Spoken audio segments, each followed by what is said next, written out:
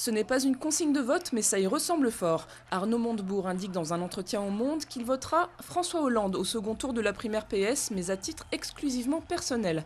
Même indirect, ce ralliement de celui qui a réuni 17% des suffrages au premier tour est une bonne nouvelle pour le député de Corrèze.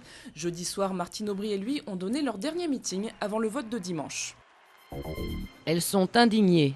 Les féministes ont manifesté après le classement sans suite de la plainte de Tristan Banon contre DSK.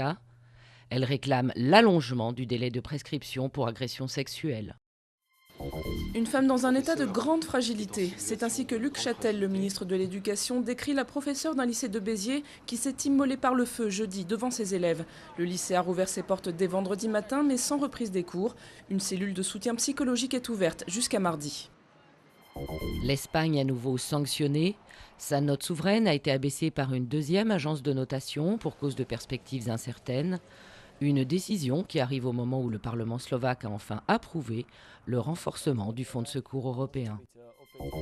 Après la Grande-Bretagne et Monaco, au tour du Bhoutan de célébrer son mariage royal. Des milliers de sujets de ce petit royaume himalayen sont venus assister aux noces du roi dragon. Et comme à Londres et Monte-Carlo, le souverain épouse une jolie roturière.